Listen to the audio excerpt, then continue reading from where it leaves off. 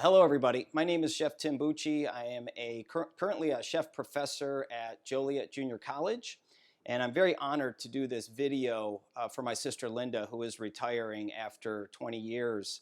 But don't let her fool you. She's probably opening up some kind of vodka distillery somewhere. Her choice of drink. This is unfortunate that I was supposed to come down and do this dinner at the hotel for the conference, but I'm very happy that I'm able to do this video for her and all of you. Currently, I'm one of 67 master chefs in the United States, which is part of the American Culinary Federation. There's 4 in Illinois. And to become something like that, you have to pass this certification exam, which is it's an 8-day exam, usually about 16, 18 hours a day of theory, prep, recipe development, and cooking. And it's 8 days back to back. So I was fortunate enough to be one of 10% that passed on the first try. Very happy to get that out of my way and then go on to other ventures in my career. So today I'm going to do a 3-course meal, an appetizer, a shrimp appetizer, a beef entree, and a vegan chocolate dessert, which I am not vegan. I am kind of pro-meat, but I will say this vegan dessert is really, really delicious. Very few ingredients, very simple to make. So I'm going to actually start with the dessert so that we can actually see that end product before we're done today. First thing that I'm going to do for this dessert is I'm going to make the crust. The crust is kind of like a praline crust. We have some toasted almonds. These have been previously toasted, 350-degree oven, about 7 to 8 minutes. Set a timer. I am a big, I love setting timers so I don't burn things. So these are just skin-on almonds. You can use sliced almonds. You can even substitute almonds for other nuts if you wanted to do cashew, hazelnuts, peanuts even, peanut chocolate and coconut. But almonds, chocolate, and coconut, it's kind of like a play on an almond joy. So these have already been pre-toasted. Now I'm going to make a caramel. I'm going to make 2 different caramels today. One is just going to be based on regular white sugar. And I think sometimes people are very worried about making a caramel sauce because what happens is when you take sugar and add some water to it to make it that kind of wet sand consistency, what could happen is the sugar can crystallize. Basically, what that means is around the edges of the pan, water evaporates and it leaves some crystals of sugar. Once that happens sometimes, you have this spiral effect where your caramel starts looking very grainy and starts crystallizing, what we call it. You can avoid that by adding like some acid like a lemon juice, cream of tartar, corn syrup. But what I like to do, this is a very easy, almost foolproof method of making caramel. That's why I make it. I'm just taking regular white sugar, adding it to a pan. I'm using a nonstick pan. You don't have to. You can use a stainless steel pan or another pan. And the nice thing about nonstick is it's not going to stick. So the caramel, once I add the toasted nuts to it, it's going to come out very clean. So no water, nothing else added. And all I'm doing is waiting for this sugar to caramelize. Now, you got to be careful. I have about a medium heat here. And don't worry about the smoking. It's not burning. I mean, it can if you let it, but it's not. It's okay right now. The darker you take this caramel, the more flavor you're going to get, okay? That really kind of nice bitterness of a good caramel, not a burnt caramel. So once this starts to caramelize, you can stir this. Now, unlike a caramel that you add water to, you cannot stir it at all. And sometimes you're even washing down the sides of your pan with a wet brush to prevent that sugar crystallization. So now we just add a little more sugar to it. And basically, the heat of that caramel will caramelize that sugar that you just add. And you can kind of continue to do this until you get a large batch of caramel sauce or caramel. Okay, so you see how fast that caramelized. So I'm going to add the rest of my sugar. So you could stir this. That's the nice thing about this. So you don't have to worry about that crystallization going on where your caramel turns grainy. Now what I like to do, I'm going to add a little bit of pinch of kosher salt to this. You can add sea salt, but I love adding salt to pastries in general, but also to caramel. Okay, so now you can kind of start to see it's getting nice and dark. It's smoking, but it's not burning. Okay, I'm going to let it go just a little longer to get a little darker, and that's going to give you a little bit more flavor complexity. Now we're going to add our toasted nuts. So the salt, so you think about this, like everything today is like salted caramel ice cream, salted caramel lattes. Why the salt with the caramel? Well, salt does a couple things. One, it's going to help kind of cut down on the sweetness of that caramel sauce, but it also interferes with some of that bitterness of the caramel, okay, so that it kind of takes away some of that bitterness. So like a sea salt chocolate or sea salt truffle, you get that bitter chocolate, and then I'm going to turn this back on. I'm just going to heat this up a little bit, okay? When you bite into that bitter chocolate, you get that bitterness, but then that sea salt comes in and some of that bitterness starts to subside. So that's kind of the idea behind using sea salt with bitter products like a caramel, a chocolate. Bitter greens love bacon and ham hocks and things that are salty. Okay, so I'm just going to kind of warm that a little bit. I want that nuts to be coated a little bit by that caramel. Again, don't worry about that smoke. All right, so that's good. It doesn't have to be completely coated because we're going to end up grinding this anyway. Okay, so what I have here, I have just a sheet pan, a cookie sheet with, this is a silicone mat. You can, if you don't have one, you can just spray this with a little nonstick spray. You can put some parchment paper down, and then I'm just going to go ahead and add those nuts to that, get all that caramel out. And now we're going to let that cool. We're going to let that cool, and then we're going to grind it up, okay? So I'm just going to set that aside. We're going to grind that after it cools. Now, I'm going to go ahead and start the caramel sauce and also the berry compote for the dessert, just so it has a chance to kind of cool down. The berry compote, super easy. I have some fresh berries. I have some raspberries, blueberries. You can do strawberries. You can do blackberries. Blackberries are good. Sometimes the seeds can kind of get in the way of enjoying like a nice fruit compote or something like that. So I'm going to just take about a cup of fruit. I'm going to add a little lemon juice, okay? So fruit loves like acidity, okay, to help bring out the flavors. I'm also going to add just a little pinch of salt to this. We're going to add about 2 to 3 tablespoons of sugar. How much? Well, it really depends on you know, the quality of your fruit. Taste your berries, taste your blueberries, your raspberries, whatever you're using. Blackberries sometimes tend to be very sour, so you might need a little bit extra sugar in there. So you kind of basically judge how sweet, sour you want that. I'm also going to add a little bit of lemon zest. You can add some ginger to this.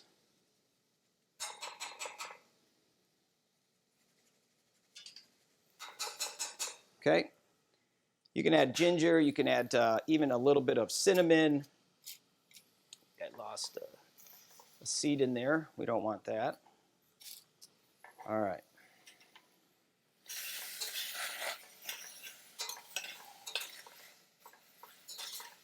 And now what we're going to do, we're just going to kind of let that cook down over a low flame.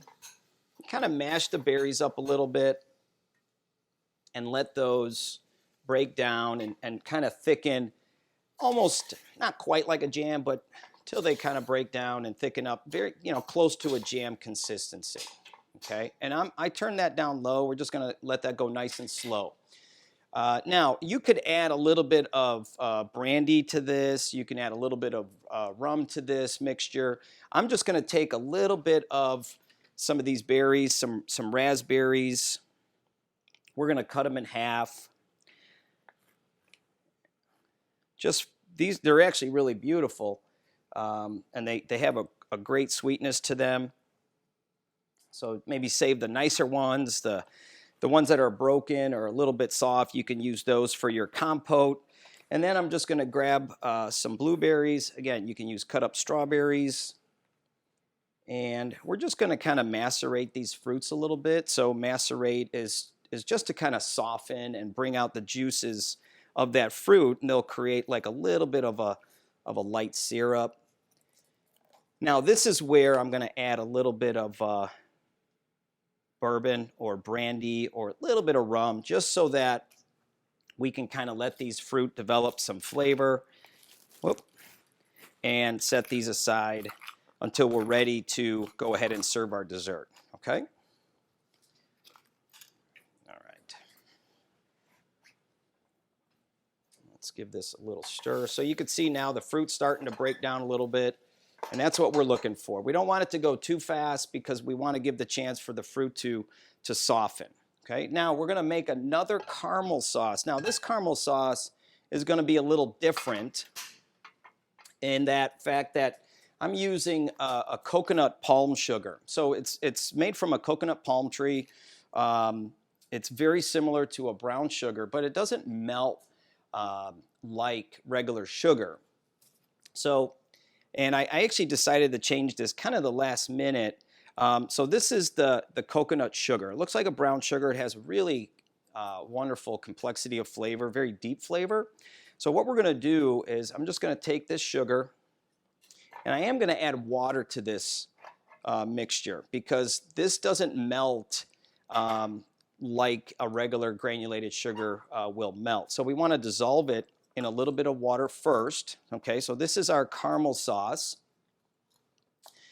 And then we're going to add some coconut milk to this. Again, I'm going to add a little bit of salt.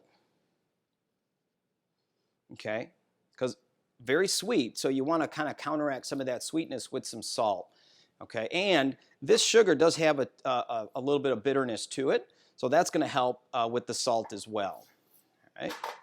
Now I'm using this brand, this Choca brand of coconut milk. This is the one I like. It's a little bit more expensive than some of the other brands, but it's really nice and thick, has great flavor as well. Okay, so you could see that how dark that coconut sugar is. It's dissolving. Now we're going to add some coconut milk.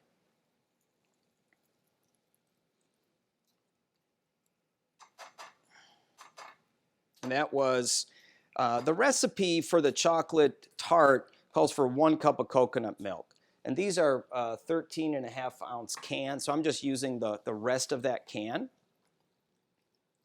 Now what we're going to do is we're going to let that dissolve. I'll let that simmer and start to thicken up a little bit. I kind of want it to very lightly coat the back of a metal spoon, and I'll show you that. What we call in the restaurant industry is called nappe, which means to just coat the back of a spoon. So I always like to add that word just because a very thick sauce can coat the back of a spoon, but it doesn't mean it's nappe. Okay, so we're going to let that simmer and let that reduce and let that thicken. All right. Now we're going to add a little bit of bourbon to that at the end. So you got this like bourbon, coconut caramel sauce, chocolate tart with almonds and coconut. So again, it has that kind of play on an almond joy. And you could see here's that fruit. It's really starting to break down. And if you want it to be a little thicker like a jam, let it go a little more. If you want to kind of keep the integrity of some of the fruit, you can. You could even fold some whole fruit into it at the very end, so there's a little bit more texture there. Okay, so now this is almost ready. This caramel sauce, we're just going to let that kind of reduce down, and I can show you. So you can see how it's not really coating yet. Okay. The one thing I don't like about like a caramel sauce is that when you make a caramel sauce, it looks like it's a good consistency, but once you chill it, it gets really thick. And then it's hard to eat it off a plate. You have a tendency of finding yourself kind of like scraping it off a plate, which just kind of annoys me. So you want to make sure that this is a little bit less than like a maple syrup consistency. Maple syrup is like almost like what a true nappe or just coats the back of a spoon. Real maple syrup, not imitation. All right. Okay, so our compote is good. We're going to take that out. And that's a nice consistency. And that's going to thicken up as well. Now, you could taste that. You can add a little bit more sugar to this if you'd like. You can add a little bit more lemon juice as well. All right, let's try that.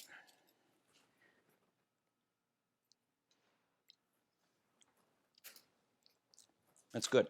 So we learn how to cook, right?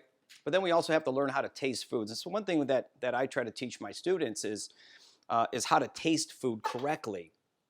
Because they all just want to like take a big spoon of it and just like suck it down, and then they just kind of look at you like, yeah, it's good. I always tend to run the food on the tip of my tongue, especially when I'm tasting things of liquid, because your salty taste buds have a higher concentration at the tip of your tongue. So you're able to pick up that salt. Sweetness is a little bit over, sour, and then bitter. So I'm trying to get a really nice balance of like sweet and sour with this. I don't want it too sweet. I don't want it too sour. The salt is going to help to offset some of that sweetness, okay, like we talked about. So we're going to set that aside and let that cool down.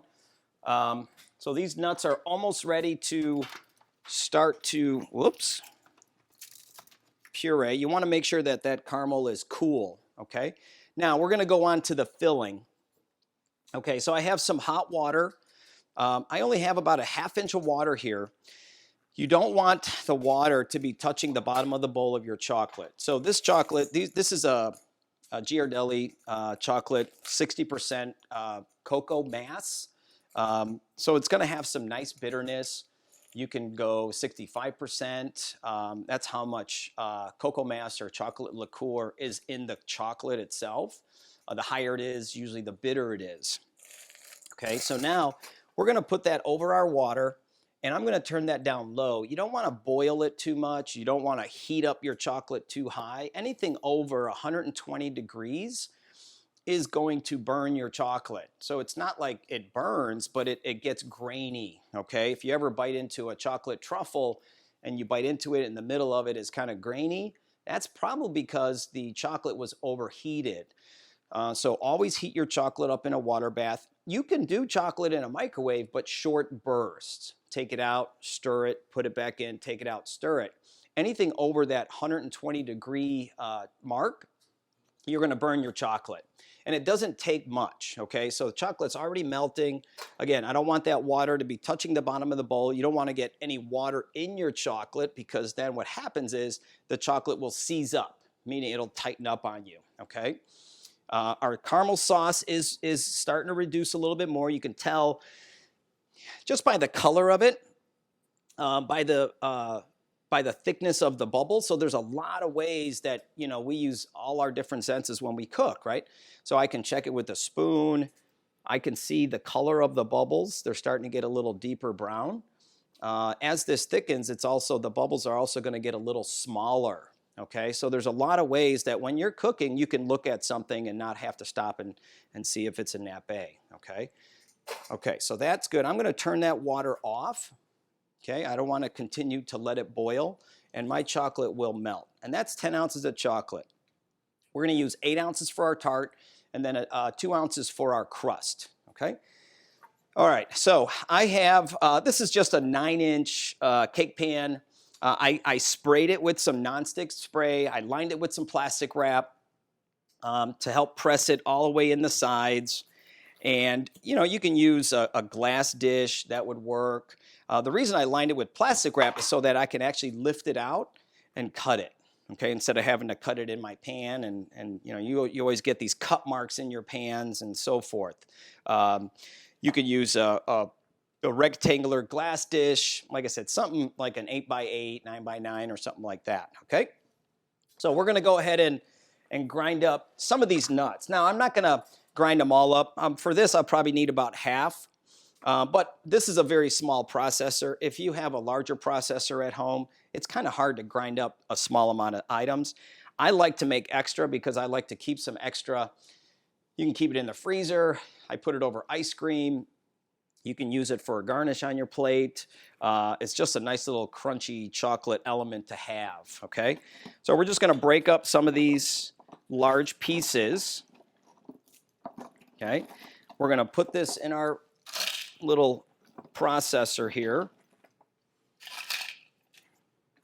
Now it's gonna get a little noisy.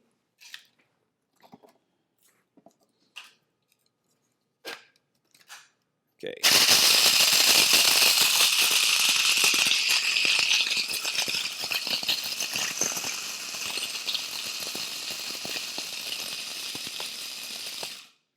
All right, so that's good, okay? I've got some nice chunks in there. That's gonna give it some crunch, but I'm gonna process it just a little bit more.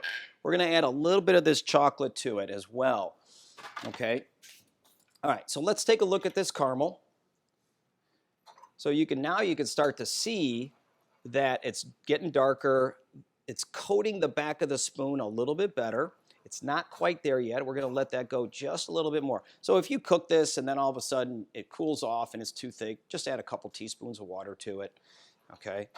It's not going to hurt it. But that's very close to where if you draw your finger and it doesn't run down where that line is, that means that's what we call a nappe, okay? So that's good. We're just gonna let that cool. Easy caramel sauce. And you can use regular sugar as well with this instead of using coconut sugar, all right? Okay. All right, now, our chocolate, again, make sure your utensils are not wet. Okay, so our chocolate is almost melted right now. And see, it doesn't take a lot of heat. Anytime you take a bowl off of your pot, make sure that you wipe the bottom of the bowl so you don't drip any chocolate, any water in your chocolate. And we talked about that, it would seize up your chocolate, okay? So now what we're gonna do, we're gonna take about 2 ounces of our chocolate and we're gonna add it to the ground up crust. That's gonna help to kind of bind it and hold it together, all right? 2 ounces, if you want to use a measure, it's about a quarter cup. Okay, you can use that. I'm just going to kind of do it by eye. And you can always add a little more to it. It's not going to hurt it.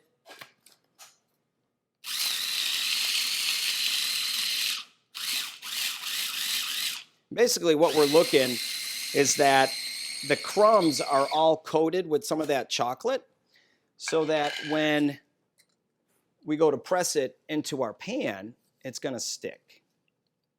Now, the more chocolate you put in here, the firmer the crust is going to be. If you want more of a delicate crust, like a crumbly crust, you don't have to put quite as much chocolate in there.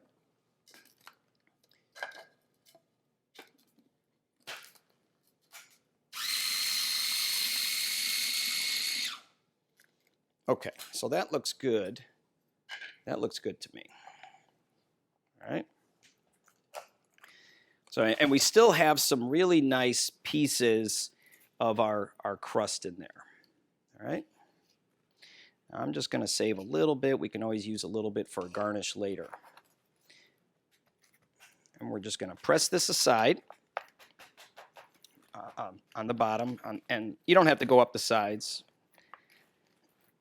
That's it. It's not hot, okay? Now, this is not going to like totally stick together like a graham cracker crust unless you wanted to put more chocolate in there, okay?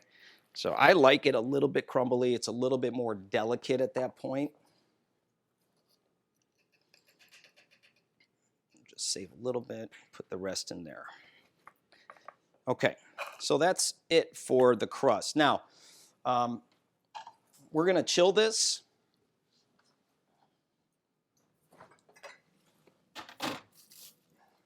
And I have another crust all ready to go, because our chocolate is ready. Now what we're going to do with our chocolate is we are going to add the remaining ingredients. Now, we have some brown sugar, about 3 tablespoons of brown sugar. You could use maple syrup. You can also use honey if you would like. This is tahini. Okay. If you, again, use a spoon that's wet, make sure that you dry it off. This is tahini. Tahini is a sesame seed paste. So this is going to help to soften it up. Okay. So instead of using a lot of heavy cream, this is very similar to a ganache, which is chocolate and heavy cream.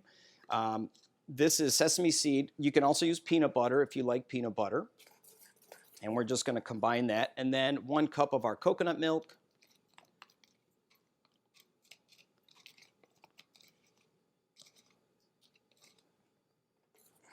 All right. Now, if the coconut milk and the tahini is very cold, you might start to see your chocolate kind of seize up a little bit, but it's not because of the water. It's just because everything is cold and the chocolate is getting thicker. And again, we're going to add a little bit of salt to it. Okay. And that's it for this filling. Okay. See how nice and smooth that is? We're going to wipe the bottom of our bowl so we don't get any water in here. This crust was already made. It's already set. And then let's make sure this is mixed. If you want to put a little bit of brandy or a little bit of bourbon in here, you can. All right. So that looks good. It's nice and smooth. If it's not smooth, put it back on and let it kind of dissolve and melt again. Now we're going to add this filling to this crust. And that's it. And then we're just going to let this chill. And you'll see the finished product a little bit later. Okay. And then you can shake it out, tap it if you want to get it nice and smooth. Okay. So we're going to chill that.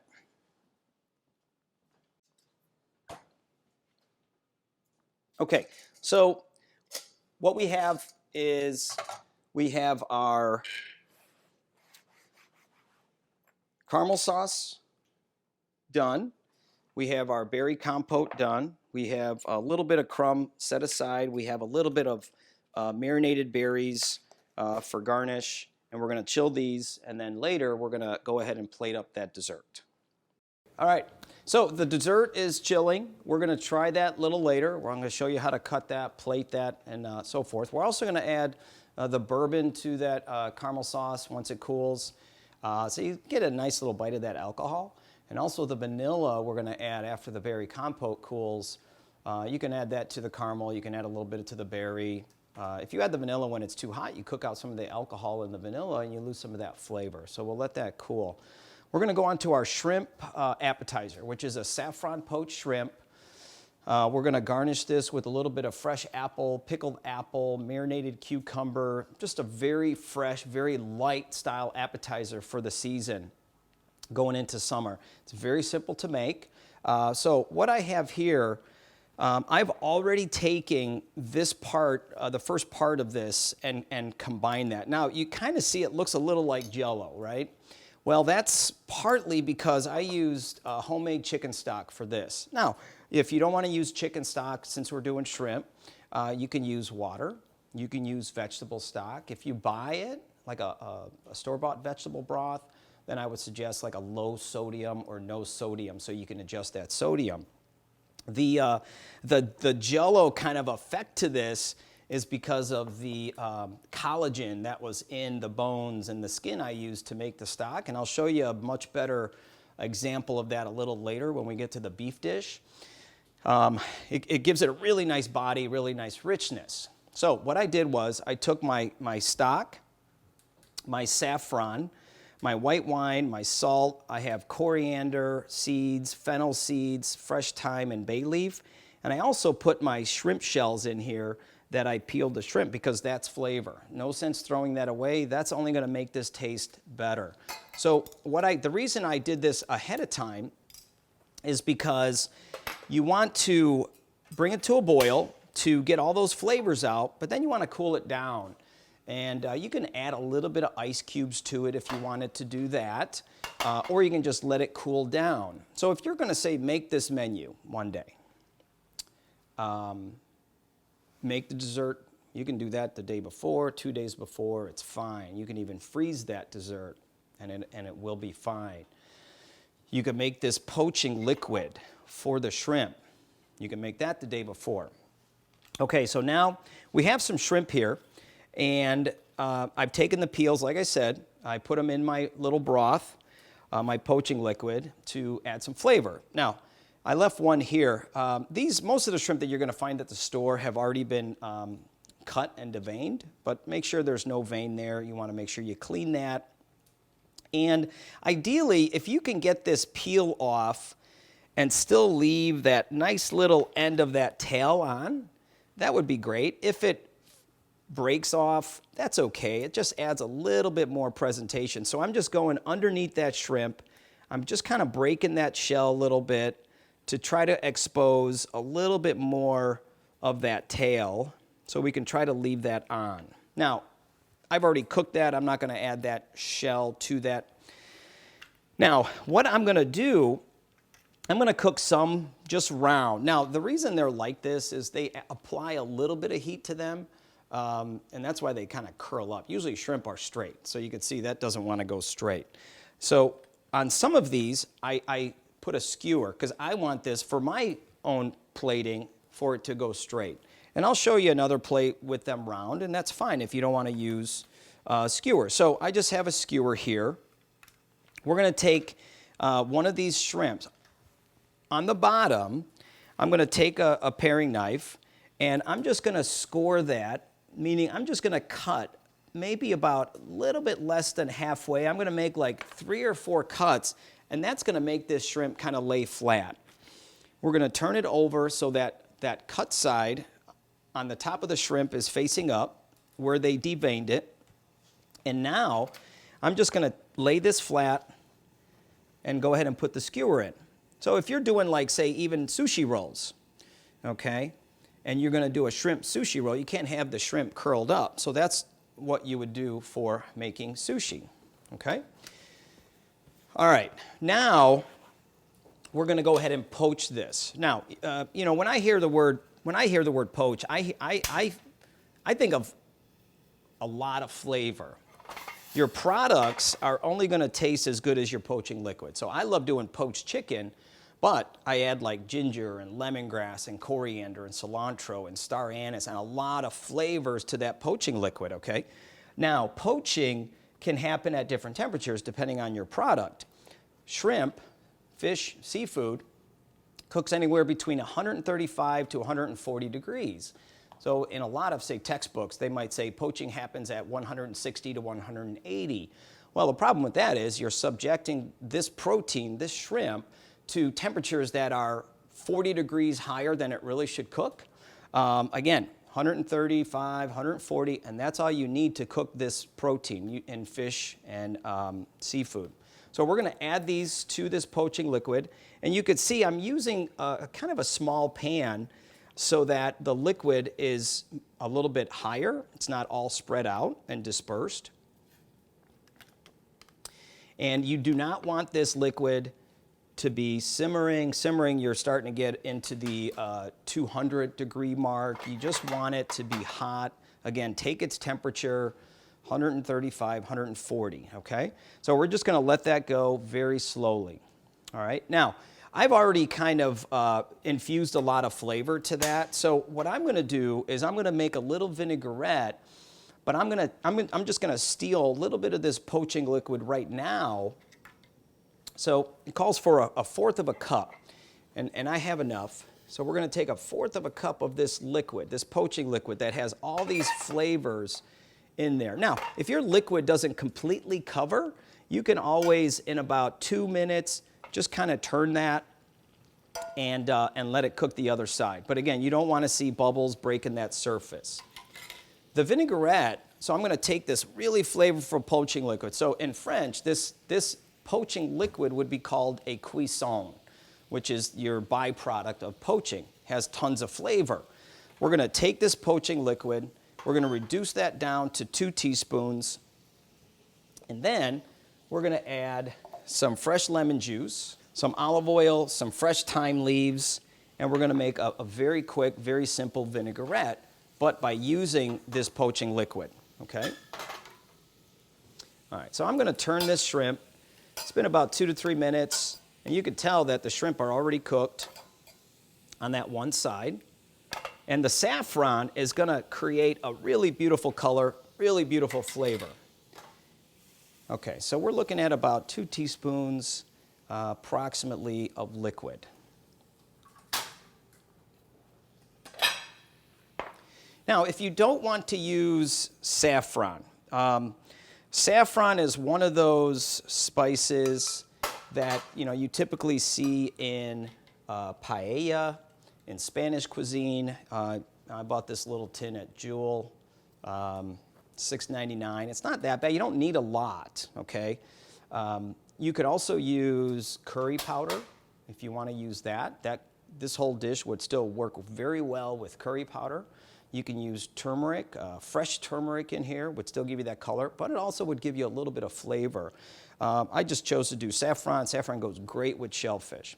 So I actually turned my flame off on my shrimp, and it's really almost done. I'm just going to let it sit and let it finish cooking at that point. Okay, so poaching liquid, a little bit of fresh lemon juice, some salt, and some fresh ground black pepper. And these are just fresh thyme leaves. Now, I just picked them. I didn't really chop them. I don't like to chop herbs too much. I still like to keep the integrity of the herb and the freshness. And then we're just going to whisk in a little bit of olive oil. It's only going to emulsify and stay together briefly. Emulsify meaning taking 2 liquids that do not normally mix, like vinegar and oil, and combining them. Okay. All right, so that looks good. We're going to taste that. Make sure it has enough salt, pepper. Love it. And that was with extra virgin olive oil. Okay. All right. So now our shrimp is done. We are going to take our shrimp out. Again, it doesn't take very long. Let's see. And we're going to chill these. Okay. And beautiful color from the saffron. Again, you can use curry. If you don't want it, you can just leave it plain. But if you're going to poach them, you have to add some kind of flavoring into that liquid. So now we're going to chill those. And once they chill, I'll show you how to plate. Now, this liquid for me, doesn't go into the garbage. So I can use this for poaching something again. I can use it in like a seafood soup, like a bouillabaisse, right? Bouillabaisse is orange, fennel, saffron, tomato. So that would be a great base for that. If you were going to make a paella, and it's not enough, but at least it's going to add flavor. So anytime this happens, I never throw that away. I always save it. Even if you strain it and freeze it, for me, I just never know when I'm going to need something like that. Plus, today, food being very expensive, food being very scarce, we want to try to respect the food that the farmers grow, the integrity of the product. Okay, so we're going to chill this. Now, for this, we're also going to do a little bit of pickled apple.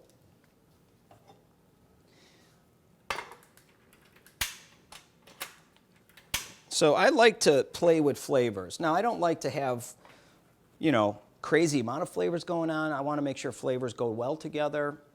But there's some kind of interesting balance on a plate. Sweet, sour, salty, bitter.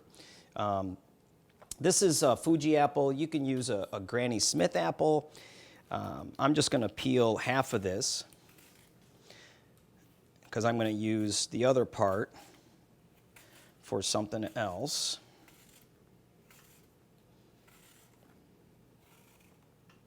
Okay, so I'm just going to take about half. That's all we really need.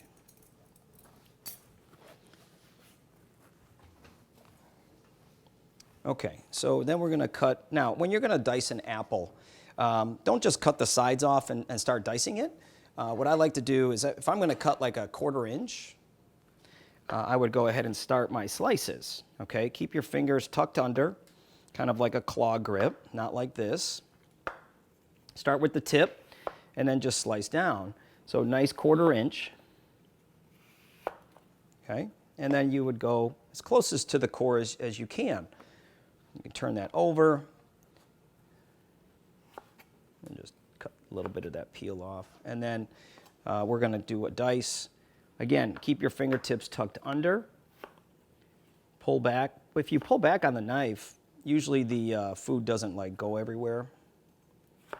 You can use your finger to kind of hold it in place. Now, depending on how accurate you want your cuts, at school we would teach students to square things off and make things look very clean. At home you may not want to do that, but it depends. So then we have some really beautiful dice here, okay? And it's just going to give us a little bit of that burst of sweet and sourness with our pickled apple. Now, this other part, I'm just going to take a side of this off. And we're going to use a little bit of this as a garnish because I love the color. I don't want to leave the peel on for the pickled apple because it's going to be chewy and tough. Like anytime I cook an apple, I never want to leave the peel on. I always take it off. If I'm going to eat it raw, then I would go ahead and I would leave the skin on. So what I'm going to do is we're just going to cut some very thin slices, thin as you can get them. Thinner the better, okay? And we're going to use that as a garnish for our plate. Something fresh.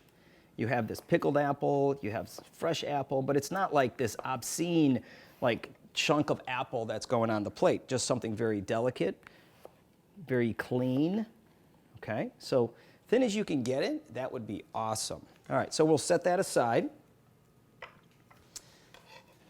Okay, now for the pickle, very simple. I'm just doing a quick pickled apple. I have some vinegar, cider vinegar. You can use white wine vinegar, white balsamic, champagne.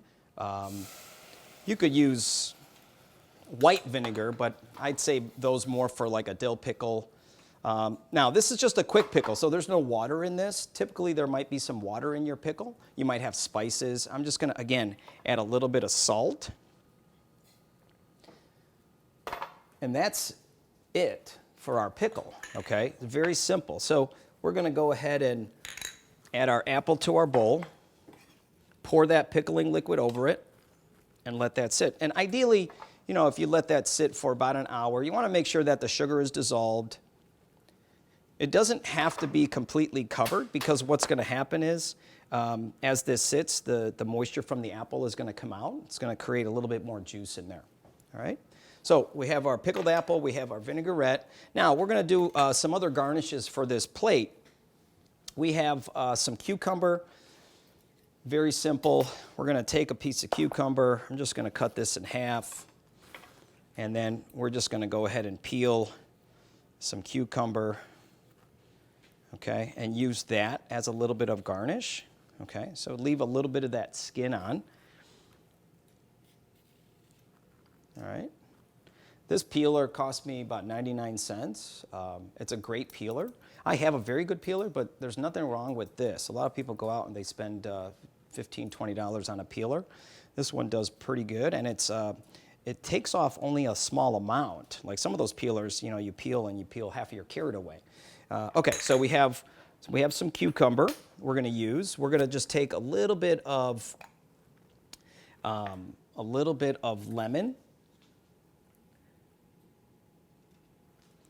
A little pinch of salt and some extra virgin olive oil. We're just going to let those cucumbers marinade. So everything you put on here, minus the apple, should have some kind of flavor, some kind of marinating going on. So when the guest eats it, it just doesn't taste like the product, which is nothing wrong, but you'd like to give things some flavor. Now we have some celery. You have the cucumber into strips. You know, you can do the same thing with the peeler with celery. I'm just going to go ahead and cut this a little bit on a bias, so on an angle. And I want this very thin as well so that it eats but gives this plate some really nice crunch. So then you have some really beautiful little slivers of celery. That's going to give the plate some crunch. There we go. Okay. All right. The dressing, so it's kind of like a salad, right? So we have a vinaigrette. That's going to be for our shrimp. The dressing, I already mixed that. I don't think you need to see me mix this dressing. It's a half a tablespoon of mayonnaise, half a tablespoon of sour cream, a little bit of milk, some lemon juice, and some vinegar, a little salt. So this to me is something that I would use, say, for a base for a creamy dressing. What does that mean? If I took mayonnaise, sour cream, added a little milk or cream to it to dilute it a little bit, I would add some salt, pepper, some acid such as lemon, vinegar, maybe a pinch of sugar. So that's my base creamy dressing. If I wanted to make a peppercorn parmesan, I would add some toasted and crushed peppercorns and some grated Parmesan to that. If I wanted to make a blue cheese dressing, I would add some mashed up good blue cheese to that. And then, you know, you get maybe a little different. You can add, you know, a roasted garlic to that with some fresh basil. You can do a lemon dill by just adding a lot of fresh dill and some fresh lemon juice to that. If you want to make a ranch dressing, a lot of green onion, dill, and garlic. That's your ranch. So you take this base and it spawns all these other little dressings, okay? So that's what this is, but I'm not flavoring it really because I have a lot of other flavors going on. Now, we have some garnish ingredients. I have some small parsley leaves that I've soaked in a little bit of cold water. I put my celery in here. I also have these really beautiful celery leaves. A lot of people take these celery leaves and they throw them in the garbage. This, for me, this never goes in the garbage. These really delicate, slightly bitter celery leaves, I love using those on a plate for a garnish. And even the dark celery leaves. So at school, what we've been doing a lot of is dehydrating. The dark celery leaves that are very bitter, I don't like using those in a stock, so we started dehydrating them and turning them into a powder. We've done like a celery leaf gnocchi out of it, a celery leaf dumpling. We've used them in purees and sauces. We also even take our carrot peels and our parsnip peels and we dehydrate those. Typically it would go into a compost bin, right? Or in some people's garbage. So we would take those and turn it into a carrot powder, a parsnip powder, beets and so forth. So we have all these different powders that we're not throwing away products that have been grown, okay? So this is my garnish. And then I have some red onion. So I have some really fine slivers of red onion. The recipe says red pearl onions. I couldn't find any at the store when I went, so that's okay. So I just took some red onion. I just took like a couple little pieces of the leaf off or petal, and I'm just gonna press down on this and slice this very thin. Now, anytime I use raw onion, whether it's in a salad, whether it's in a salsa, I always rinse it, okay? So I have some water here. Now, normally if I'm doing a salsa, a pico de gallo, you know, if you make a pineapple salsa, mango salsa, you want the salsa to taste like mango, you want it to taste like pineapple. If you let it sit the next day, the first thing you get is that strong onion, especially if you're using like a red onion.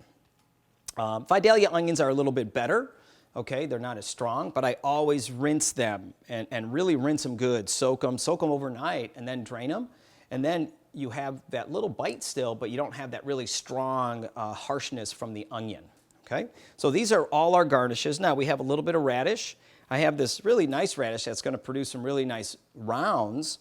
So I'm just going to, again, slice those. This is going to give us that little bit of spice, okay? That little bit of spice from the radish. Very pretty, thin. You want to cut it thin because nobody wants to bite into a big chunk of radish. Well, some people might with a little bit of butter. So I have some radish, thin rounds. Now, if you get a radish that looks like this, the rounds might be too big. You can cut it in half. Sometimes what I like to do is I like to just cut a side off and then cut some little like radish slivers, but leave that peel on, and you have some beautiful little slivers that add some nice color, a little bit of spice, but that really nice delicateness to the dish. Okay, so we have some of those as well. All right, so now we are ready to go ahead and plate this salad. It's very simple. It's just a lot of flavors going on here, okay? All right, we're going to grab the shrimp.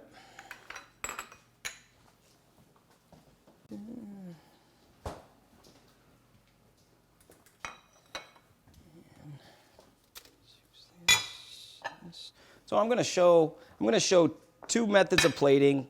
You know, this is going to be for the straight shrimp. This will be for the one that kind of curled up. Okay. So just be careful when you're taking out these skewers. You don't want to break the shrimp, okay? Now, what we're going to do is we're going to put the dressing down first, that creamy dressing, all right? So we're going to take this dressing, and this is an offset spatula. This is a small one. You can use a spoon, and I'm just going to kind of create like a little bit of a rectangle. The best you can, nice and even. And some of that's going to get covered up, so it doesn't have to be perfect.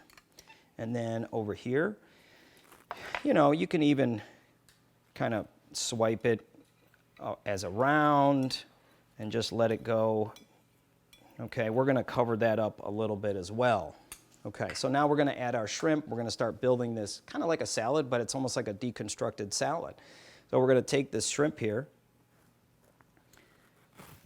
and we're just going to place those. This is going to be a very simple kind of clean plating. And then we have this dressing. So basically the idea behind this is that when the guest gets this, they cut the shrimp, they get some of that dressing, that creamy dressing that's on the bottom of the plate. So you get that creamy kind of mouthfeel to this as well. All right. Now we can start having some fun with some of the dressing and the garnishes. So we have this really beautiful dressing that we made. Has fresh thyme, salt, pepper, some of that poaching liquid, that cuisson. We're just going to drizzle that a little bit over the shrimp. And again, I love, you know, the way the fresh thyme looks. It's not all chopped to a powder. Okay, it's good if you want to give this a couple little drips around, or you can go around. Okay, and then now we have our garnish. Okay, we have our pickled apple, we have our cucumber, our shaved celery, and some red onions. Okay, now some places, you know, they tend to use a lot of plating tongs. You don't need it. You can use your fingers. But sometimes it's just a little bit easier. So that's, you know, a cucumber, and you can kind of have some fun with this. You can lay it. You know, there's no really wrong or right behind this.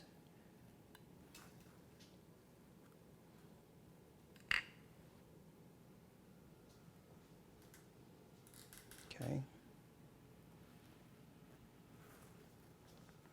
And then here is the other. Now this, I might even just kind of let it lay in between, partially on top, and just kind of a little bit more like organic kind of style of plating, just very simple. Okay, and then we have our other garnishes. We have our radish. Maybe these I'll use the slivers. Just adds this really beautiful burst of color. Our celery leaves. This is going to add some really nice freshness to the dish, a little bit of bitterness, but it's not as bitter as those outer leaves of the celery. So these never go into the garbage for me. Okay. And then we have some of that shaved celery. If you want to toss that, you could even toss that with a little bit of olive oil. Sometimes I don't always use salt because salt, what happens is salt will break it down and it will make it too soft. I want to continue and keep that crunch of this celery. All right.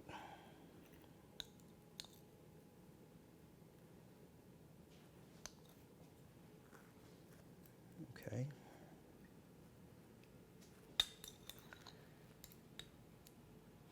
So this wasn't going to be your appetizer for the dinner, but it's still a very nice appetizer you can have fun making. Very fresh. You can actually make this, wrap it up, and plate it, and it would be fine 2 hours, 3 hours, even before your dinner. It's not going to hurt that.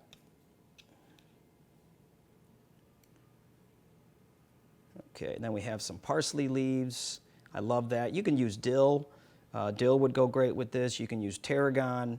Tarragon with seafood goes wonderful. But it's just this very simple, very clean, very fresh style of a dish here. And using a lot of byproduct, too, that people would normally throw away.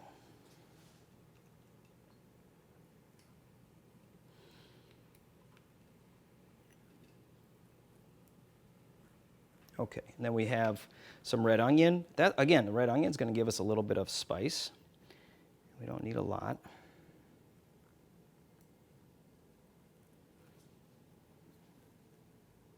And they have been rinsed, and these have actually been, some of these have been soaking overnight.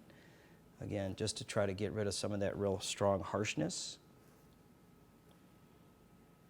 Okay, and then we have some pickled apples.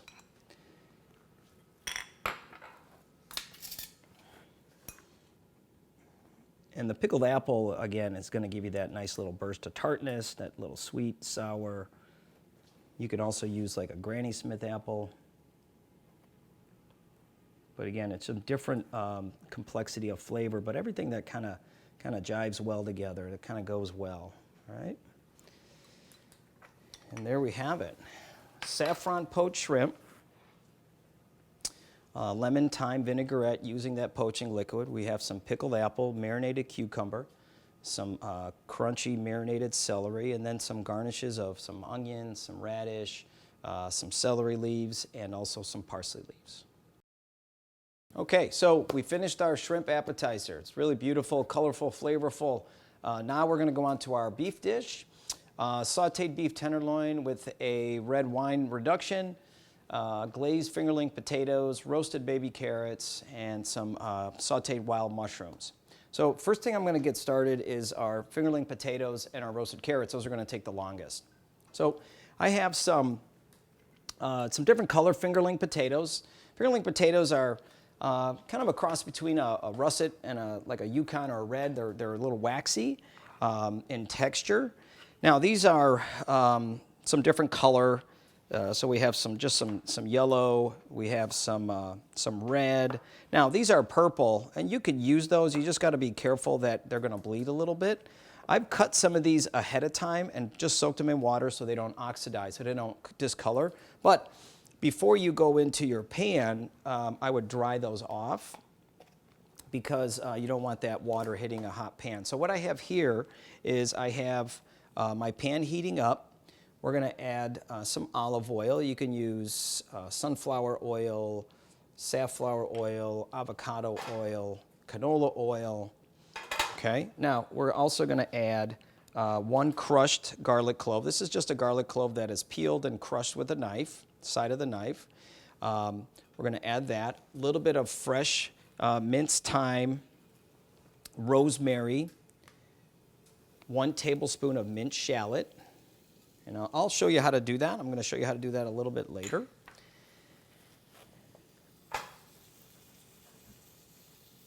Okay, now we're going to add our fingerling potatoes and then the dry fingerling potatoes. Now, we just want to start this process out, start heating this, start cooking that. We're going to add some salt. And I love seasoning things in the beginning. instead of just trying to season things at the end. Then you lose a lot of opportunity for flavor development. Okay, so now we're going to add some chicken stock, chicken broth. Now this is, as I said earlier, you could see that chicken broth, how it's like almost like Jell-O. What I use for this is homemade, carrot, celery, onions, but I used all chicken skin. All this chicken skin that I took off of some breast and thighs, and I used that. Chicken skin has a lot of collagen, which is going to convert into gelatin. When people start talking about bone broth, that's all really, it just has a lot more protein to it, and that's it. And yes, they might use bones. But this is from the skin, so it's going to really produce a very nice glazed potato. So we're going to add about a cup of that to our potatoes. You can use vegetable broth if you wanted to. You can use store-bought low sodium or no sodium chicken broth. So we're just going to bring that to a boil, and then we're going to put that in the oven, and then we're going to turn that and let these potatoes cook until they're tender. Now, in the rest of the recipe, there is a little bit of butter. We're going to add that towards the end. Okay, we're going to add some black pepper. So all my flavorings is in there. So what happens is these potatoes are going to absorb all that flavor in that liquid. It's going to really create a delicious tasting potato. Okay, so we're going to put this in a 350, 400 degree oven and let that start cooking. Now, our roasted carrots. So I have some baby carrots here. All right, some baby carrots. They're whole. If you want to cut them in half, you can cut them in half. If they're large, I think I'm going to cut these in half. Okay, so don't hold the carrot like this, because that's going to roll on you. Keep your fingertips tucked under and hold your carrot and then slice down. Now, what I did with these carrots, you can peel them. What I like to do with baby carrots, because if you peel them, depending on your peeler, you're going to peel half of your carrot away. Okay? This peeler is, like I said, it's a good peeler. It doesn't take off a lot of the carrot. Some of those peelers, you end up with just a little nub. So this is a green scrubber I use. This is only for vegetables. So no, I did not use it for washing pots and pans. And I got to hide this from Linda because she'll probably take it and put it in her sink. So what I like to do is this is just a little bit wet. And I just like to rub that on the carrot instead of peeling it. And you still get this really beautiful carrot, but you don't lose half of it. And again, you're respecting the product. You go to a farmer's market and you buy some beautiful baby carrots or fingerling potatoes, and the last thing you want to do is like make a mashed fingerling potato or, peel half of this carrot away. So the nice thing is, like, you can give that a rinse. It's already done. You don't have to peel it. A little bit of that peel. And then I would rinse this, let it dry, and then put it away in a bag. Now this I'm going to use for a garnish. I'm just going to take some peels.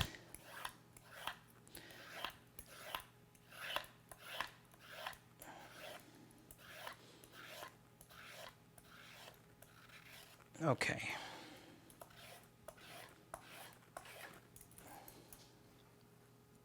And what we're going to do, we're going to put this in a little bit of ice water and let that kind of curl up and get nice and crunchy. Now the carrots, I have these baby carrots. This is a preheated pan. We're going to add some olive oil to this.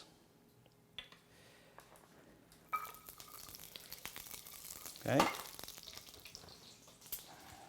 We're going to add some salt. Again, some pepper. Now I'm going to add what I have here is some coriander seeds that I just kind of ground up using a spice grinder, coffee grinder. But I like to leave it a little bit coarse. You can just do salt and pepper. I love that flavor of coriander. And it has that kind of citrus notes to it. So I'm going to add some of this coriander to the carrots. And then we're going to go ahead and place these in the oven. And I just like to start it out. Now, you can just put these in a little baking sheet, a little,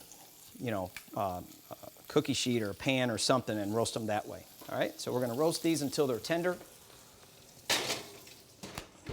Okay. So now let me get some ice water in here. Just going to let these sit.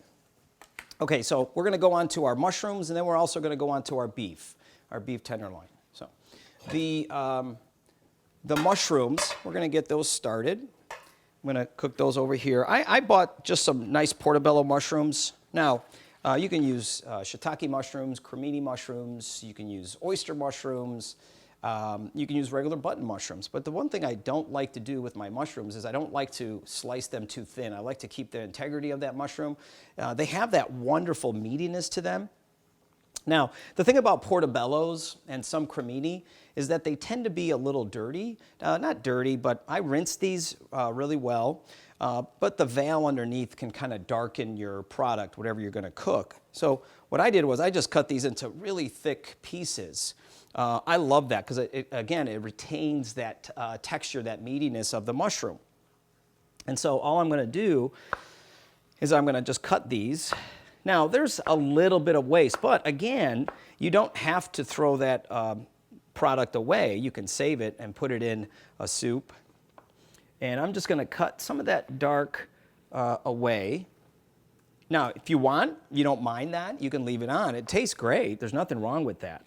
I'm just trying to keep these a little bit cleaner looking.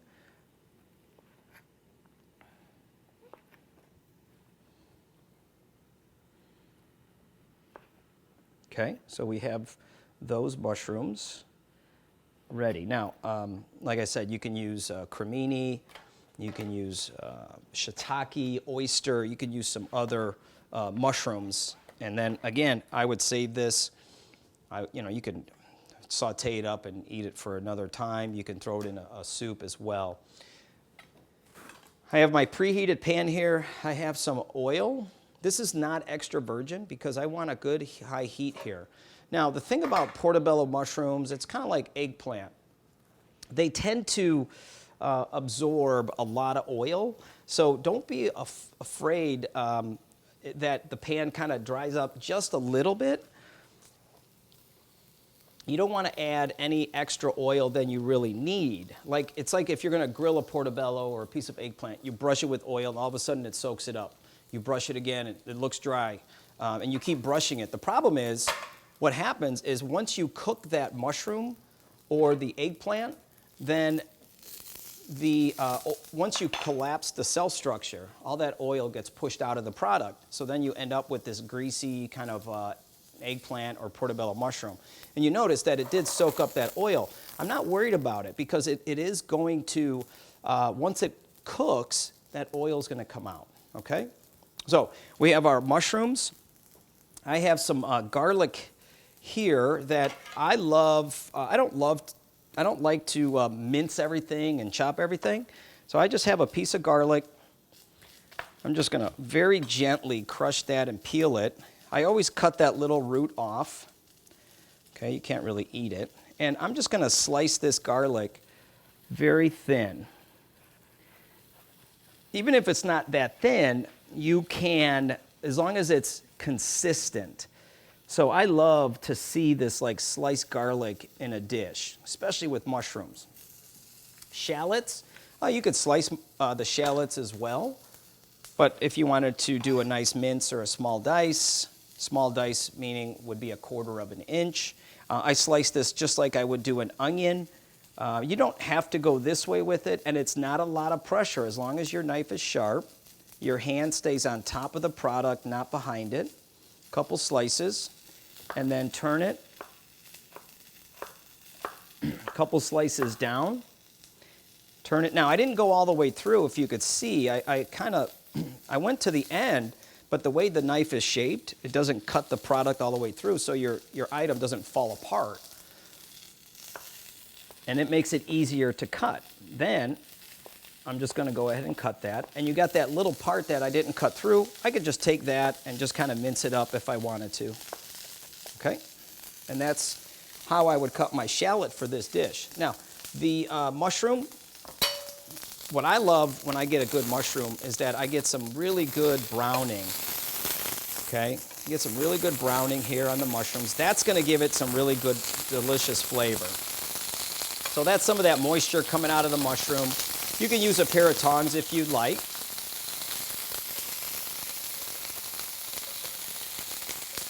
Okay, so, but you could see that beautiful color. That's what we're looking for when we saute mushrooms. A lot of times people put way too much mushrooms in the pan, all that moisture comes out, and the mushrooms end up boiling in the pan, and they have no flavor, and they're kind of soggy and limp, unfortunately. We're gonna add some Marsala wine to this.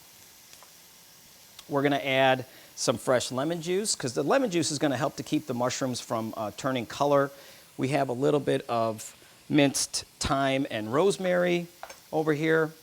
And then we're gonna add a little salt and black pepper. Now, if you wanted to do a kind of a glazed mushroom, then I would add some stock to it after the Marsala and let that reduce and form a nice glaze on the mushroom. You could do that too. Okay, check our carrots and our fingerling potatoes.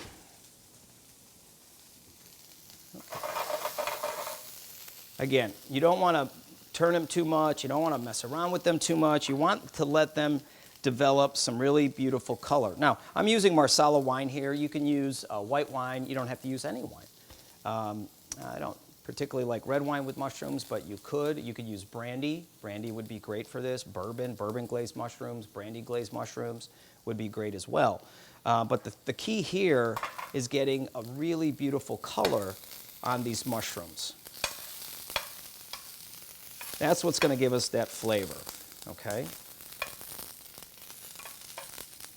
All right, now we're going to add our shallots and garlic. Now, the one thing we got to be careful with is we don't want to burn that. And I always have this wine handy. You know, we talk about, with students, we talk about mise en place, meaning getting everything ready, getting everything in its place so you're not going to run and get the wine, and by that time your garlic and shallots are burned. If you burn your garlic, you have to pretty much start over because you can't have burnt garlic. Now, a little bit of garlic where it's just a little bit toasted is fine. It's delicious, right? But if you go that little step further, it's going to get bitter, okay? So now we're going to add our Marsala wine. We'll add a little bit of lemon juice. And then we're going to add our fresh herbs, our fresh thyme and rosemary, salt, some black pepper. Now we're going to let that reduce a little bit, and then what we're going to do is we're going to add a little bit of butter right at the very end, and that's going to just help to kind of glaze these mushrooms with that butter, that Marsala. And you can see all that flavor in there. It's just coating those mushrooms, okay? So we're just going to set those aside. And like I said, if you wanted to, or if it gets a little thick, you can take a little bit of that delicious chicken stock and just put a little bit in there just to loosen it up a little bit. Okay, so we're going to set those aside, and then we're going to go on to our beef dish, or our beef. Okay, so we have our beef tenderloin here. Now, what I did with this is, it's nothing crazy. You know, when you buy beef tenderloin from the store, you got to be careful because sometimes they leave some of that silver skin, that membrane that wraps around it. And, you know, a lot of times the reason they do that is because it takes time to cut it off. Also, if they leave it on, they're selling that to you, okay? So you got to make sure, like, there's that little silver skin that wraps around it. You got to be careful. What I did was, I just wanted to kind of make this a better shape for the plate. I just seasoned this with a little bit of salt yesterday, even if you let it sit for 4 hours. And then I basically kind of rolled it in plastic wrap and then just twisted it and let it set like that, okay? And what happens is it just kind of holds that shape. The salt kind of tightens up the proteins in the meat, pulls out a little bit of moisture. It's not going to make it dry, so don't worry about that. But it tightens it up a little bit, almost like when you're brining or curing or making like a gravlax, you know, how it firms up those proteins. So now when I go and unwrap this, I have this piece of beef that has this really beautiful shape for your plate, Okay, you don't have to put string around it. You can if you want to keep it, but most people at home are not going to tie it unless they want to really give it a nice presentation. Now, sauteing our beef. I'm not using a nonstick pan here. This is a stainless. If that's all you have is a nonstick, then that's fine. But a nonstick pan is not going to give you that crust you're looking for with a really nice sauteed piece of beef or a sauteed chicken or pork or even fish. So some people like it because it doesn't stick, and I get that. It's easy cleanup. So once I see that little first whiff of smoke, we're going to go ahead and start. Now I'm going to season this really good. Just be careful. We already seasoned it with salt a little bit, but some of that got drawn in, and then some black pepper. All right, hot pan. I can see a little bit of smoke. We're going to go ahead and press that in there. And now what we're going to do is we're just going to let that cook without really disturbing it. Okay? We don't really have to turn this. We don't have to do much to it.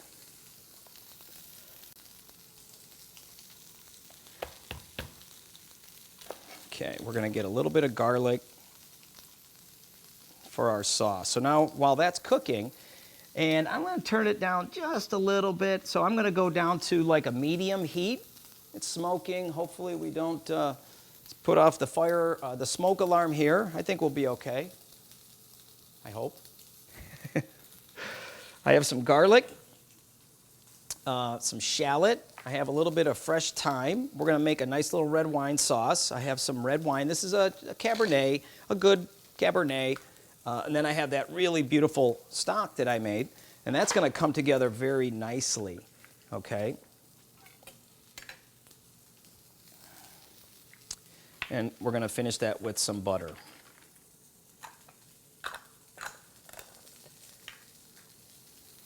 All right. Now, the problem with most is that people tend to turn their steak too much. So a steak like this, it's probably going to take about, to get like a nice medium rare doneness, you're looking at about 6-7 minutes. So 3 minutes, 3.5 minutes on each side.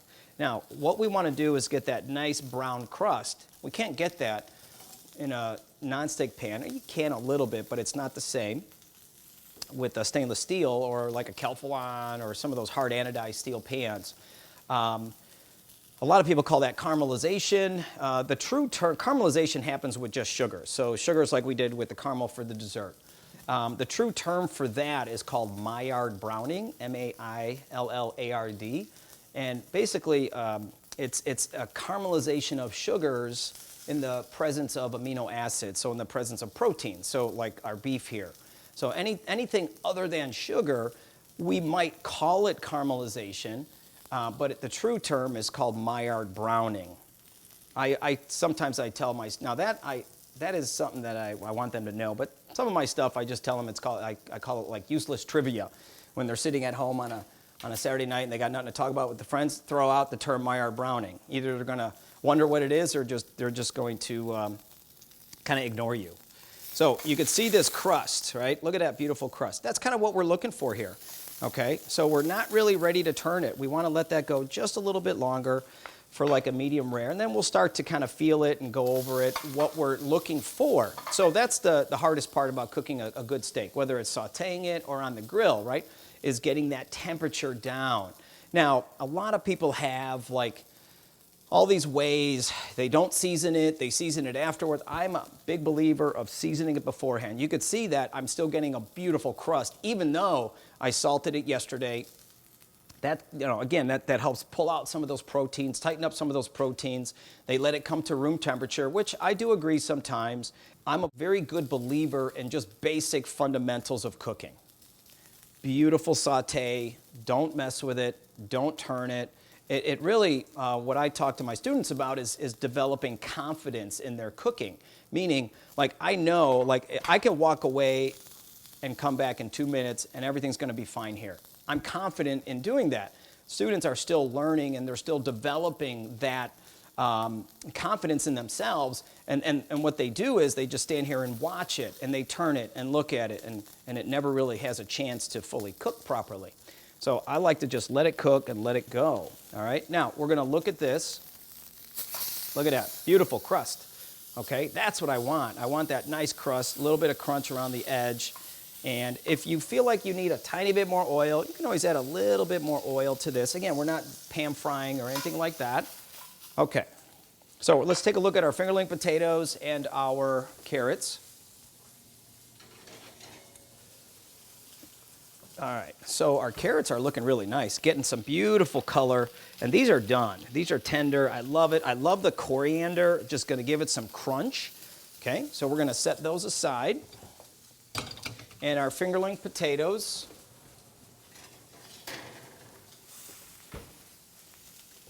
Wow, that smells good. Now, what are we looking for here? We're looking for the potatoes to get tender, right? So we're going to check this. They're tender. Don't use a knife. I would use a fork, if anything, but not a knife. A knife is going to go in the potato. It's like when making mashed potatoes and you check it with a knife and you take it out and it goes through, but the potato wasn't really actually done. Check it with a fork, not a knife. Now, there's some liquid left back in the pan. What we're going to do is we're going to let that liquid evaporate. And then we're going to add our butter at the end. And that's going to really help to glaze these fingerling potatoes, okay? Our beef is looking good. Now, how do we know when this beef is done? Again, for medium rare, we're looking at about 3.5 minutes, 3 to 3.5 minutes on each side. A lot of people in the restaurants, obviously, you know, they feel it with their fingers, all right? So how do you know that? Well, what I like to do is, if this is my relaxed hand, this kind of tough the skin right here is my rare, kind of relaxed and soft and squishy, all right? If I straighten my hand, now that springs back a little bit, that's getting towards my medium. If I kind of do a half and it's squishy but bounces back, that's more medium rare. And that's kind of where we're getting at right now. A well done would be a fist like that, and it's hard, okay? So that's kind of where we're at. I'm going to take that out. Now, what I have here is a plate. I just have a piece of foil. If you could have a little rack or something so it doesn't sit in the plate and sit in the juices, then you lose that beautiful crust, all right? Okay, so we're going to give this just a little wipe out. And what we're going to do is we're going to start our sauce. So a little bit of oil. I didn't want that residual oil in the pan. A little bit of shallot. A little bit of garlic. And we want to just lightly saute that. And now we're going to add our red wine.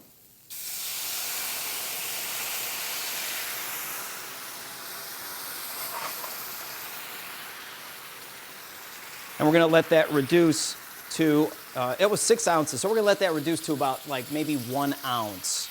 Okay, we have some thyme sprigs here. Little rosemary if you want. Okay, so here's our beef. It's resting.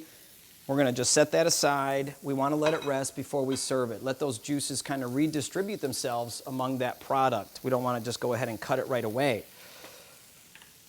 Now, our potatoes, okay, so you can see that reduce a little bit.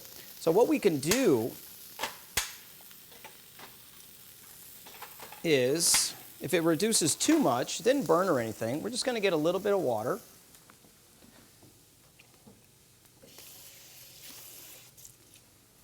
And we're just going to loosen it up just a little bit with a little water. And then we're going to add our butter right at the very end. And just kind of like swirl that in. Just be careful, we don't want to break up those potatoes. And let that really glaze those potatoes very nicely, okay? Turn that off. That's going to be good. Okay. Now, once that wine reduces, we're going to add our stock. Okay. For our potatoes, we're going to add a little bit of parsley. I have some parsley, some Italian parsley leaves here. What I like to do is just kind of bring those together into a little bunch and just slice those into thin shreds. Now, you might call this a chiffonade. In class, we call it like shaved parsley. And I'm a big believer in like shaved parsley because when you chop parsley, you damage the herb so much. It's like, when you do a chiffonade to basil. The reason you would do that is just to keep that beautiful color so you don't release that chlorophyll. And then your product stays really nice and green, okay? All right. Now, our wine is reducing. We're going to add some of our really nice gelatinous stock here. And if yours is not like that, if you buy it from the store, it's probably not going to look like that, and that's okay. You'll still get a nice sauce developing.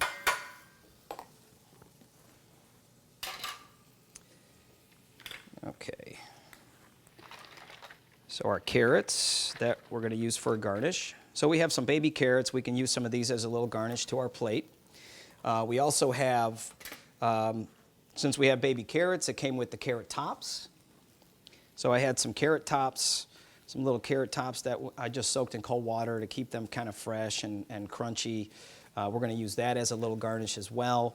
A lot of places are using like edible flowers, and some are fine, but some it just kind of goes a little over the top where you don't really need it. But if you can make it, if you use a garnish that's kind of already part of your dish, it kind of makes a little bit more sense instead of me bringing in like something totally different that doesn't really make sense into this dish. So now what we want to do is we want to let this reduce down. We're going to let this go until it's almost that nappe consistency, and then we're going to swirl in some butter at the end. Okay, we're going to add a little bit of salt.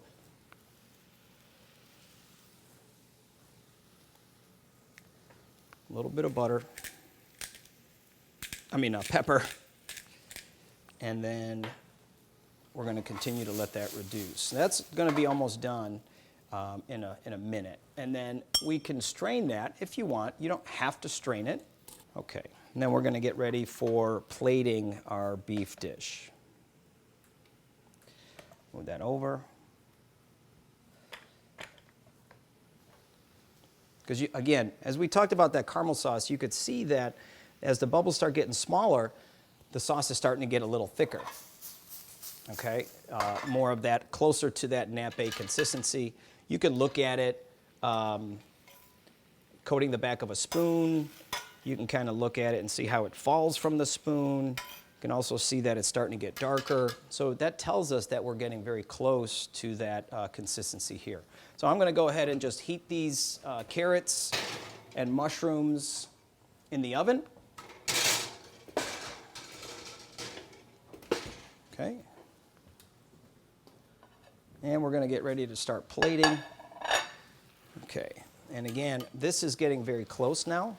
So you can see now, you can really start to see how it's coating that back of a spoon. Okay. And that's kind of what we're looking for. Because the butter, once we swirl that butter in, the butter is going to help to thicken that sauce up as well. And you never want to just add butter to something and then walk away. You want to swirl it in, swirl your pan. And I'm going to turn that off because now it's starting to get a nice nappe consistency. If you just throw butter in something and let it melt, the fat floats onto the top. You want to emulsify that butter into that sauce. Now, if that sauce reduces and gets a little too thick, no big deal. You can add a little bit of water to it. You can add a little bit of your stock to it. Okay? And bring it to that, what I would call maple syrup consistency. That's kind of what we're looking for, like a true maple syrup that's going to not run all over our plate. Okay, and then we could go ahead and strain that.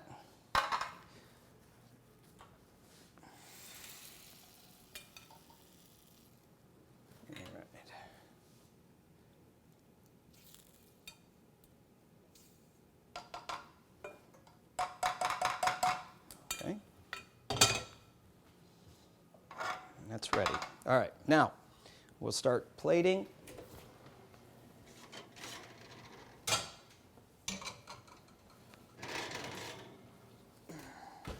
Okay, here's our beautiful mushrooms. Let's get that out of here. I'm just going to use these kind of for like a bed for this steak. And then I also want to make sure I get some of that shallots and some of that garlic and just put that right over the mushrooms. That's where a lot of that flavor. All right, that looks beautiful. Okay. And then we have our beef that's been resting. Again, it's not just sitting in the juices that have developed at the bottom of the plate, and it's rested nicely. Beautiful crust on there. Now we're going to start to add our vegetable and starch. So some baby carrots that have been roasted. And just kind of have a little bit of fun with the plating. And then some of these glazed potatoes.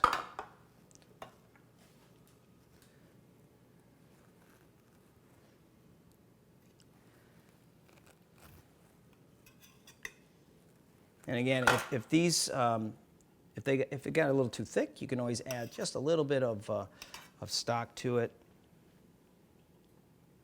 Okay, get some of that delicious juice on there.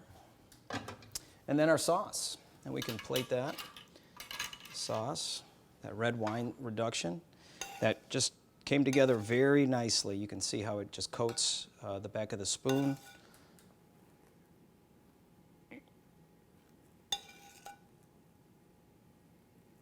Okay, there we go. Now we have this, some of these carrot tops.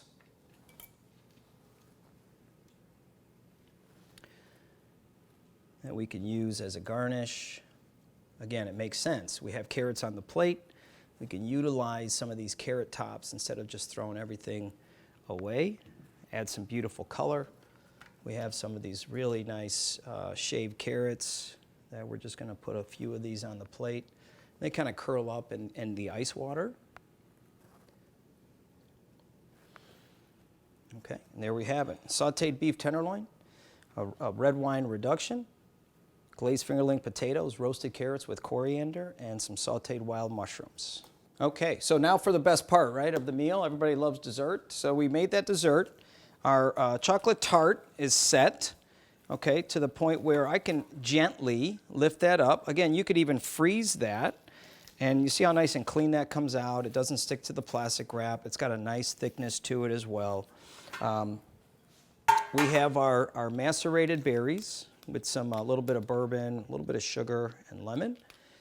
We have our berry compote, and that thickened up nice. Now, if you want it a little thinner, you can always add a little bit of water to it. Kind of like it like that. I'm going to add just a tiny bit of vanilla to the berry. You don't have to. I don't even think it's on the recipe, but that's okay.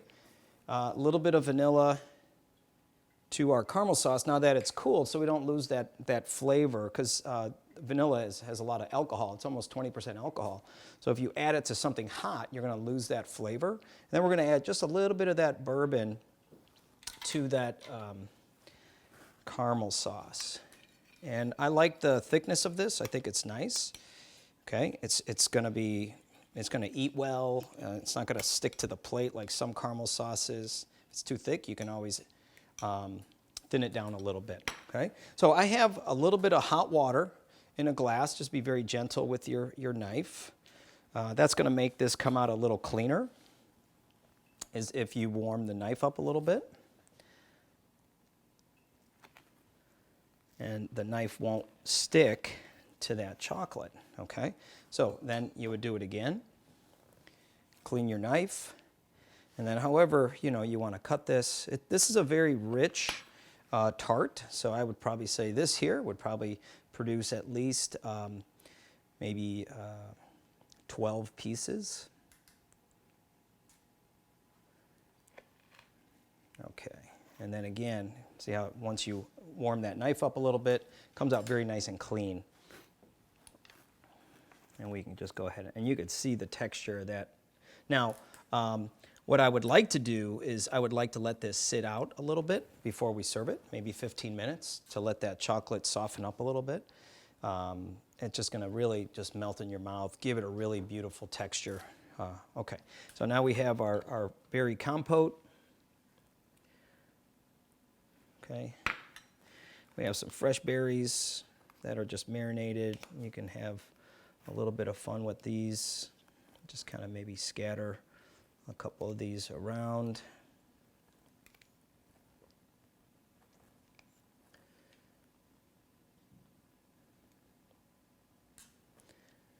Okay.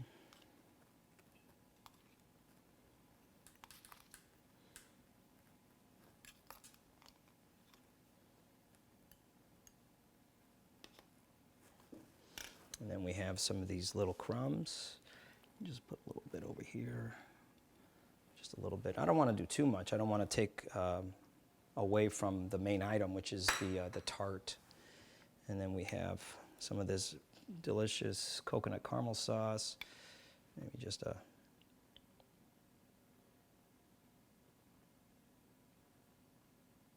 couple little drops there. And maybe 3 on this side. Okay. And that's it. Here's our vegan chocolate tart, made with coconut milk, chocolate tahini with candied almond crust, fresh berry compote, some macerated blueberries and raspberries with a little bit of bourbon, sugar, a little bit of lemon and vanilla, a bourbon coconut caramel sauce made with coconut sugar and coconut milk, and then using a little bit of this extra crust for a little crumble, a little bit of texture on the plate. Well, I hope you all enjoyed this cooking segment, this video for in honor of Linda Cook, my sister, who had asked me to do this, and without hesitation, I would have done this. I had no problem doing this for her. After all she's done for me and for the family and for a lot of you and all the effort and work that she's put in. I know how hard she's worked, and I think she's looking forward to retirement. I'm not sure yet. That probably won't hit her for probably a year, maybe. But so again, just to recap this meal, we have a saffron poached shrimp with some really beautiful garnishes, very light, nice dressing, pickled apple, cucumber, celery. We have a sautéed beef tenderloin with a red wine reduction, roasted carrots with coriander, some glazed fingerling potatoes, some sautéed wild mushrooms, just very simple cooking techniques, following the basics. And we have this vegan chocolate tart, which I just finished going over. Very delicious, very rich. It's almost deceiving. It doesn't have cream or egg yolks in there. So again, I'm honored to have done this video for you, Linda, and I hope the best for you in the future.